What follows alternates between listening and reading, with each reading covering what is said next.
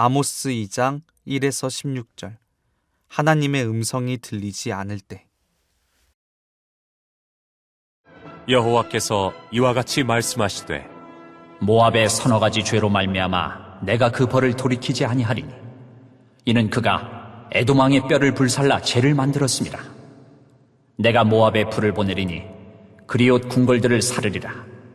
모압이 요란함과 외침과 나팔 소리 중에서 죽을 것이라.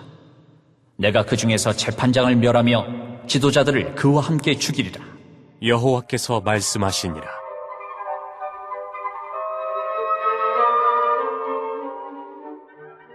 여호와께서 이와 같이 말씀하시되 유다의 서너 가지 죄로 말미암아 내가 그 벌을 돌이키지 아니하리니 이는 그들이 여호와의 율법을 멸시하며 그 율례를 지키지 아니하고 그의 조상들이 따라가던 거짓 것에 미혹되었습니다. 내가 유다에 불을 보내리니 예루살렘의 궁궐들을 사르리라.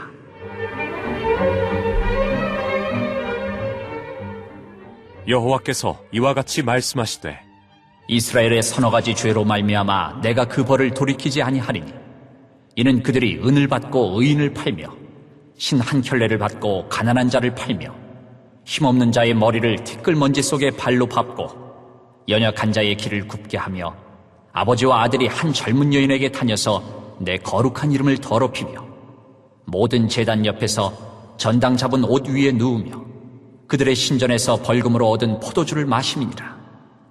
내가 아모리 사람을 그들 앞에서 멸하였나니 그 키는 백향목 높이와 같고 강하기는 상수리나무 같으나 내가 그 위의 열매와 그 아래의 뿌리를 진멸하였느니라. 내가 너희를 애굽 땅에서 이끌어내어 40년 동안 광야에서 인도하고 아모리 사람의 땅을 너희가 차지하게 하였고 또 너희 아들 중에서 선지자를 너희 청년 중에서 나실인을 일으켰나니 이스라엘 자손들아 과연 그렇지 아니하냐. 이는 여호와의 말씀이니라. 그러나 너희가 나실 사람으로 포도주를 마시게 하며 또 선지자에게 명령하여 예언하지 말라 하였느니라.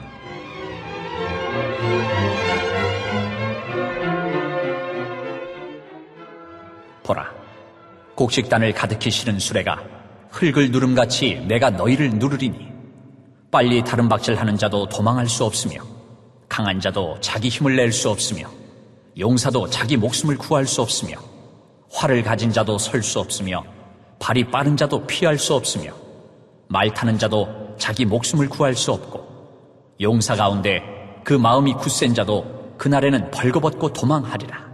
여호와의 말씀이니라.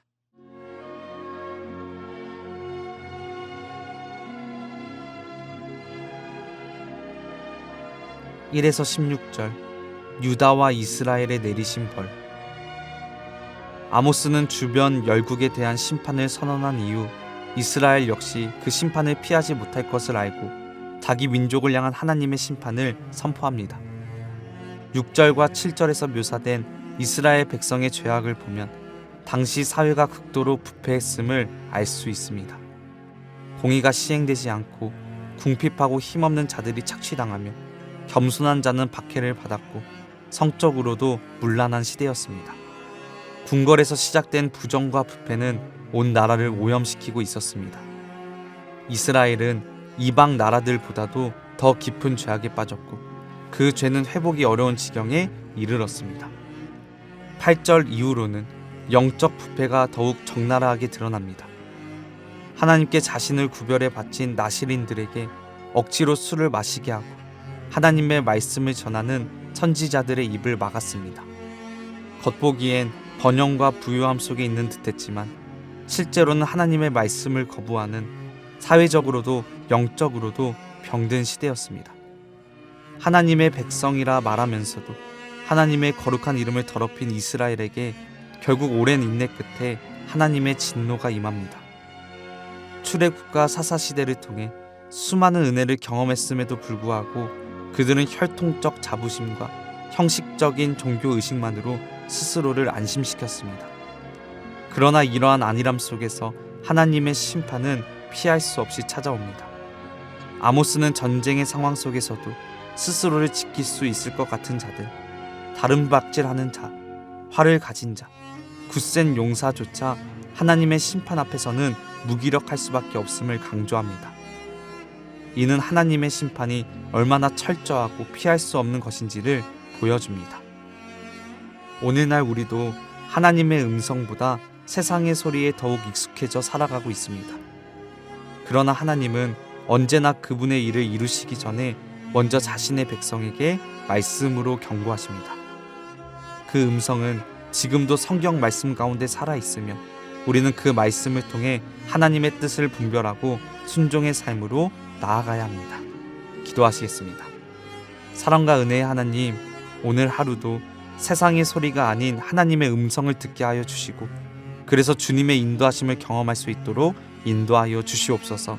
예수 그리스도의 이름으로 기도합니다. 아멘.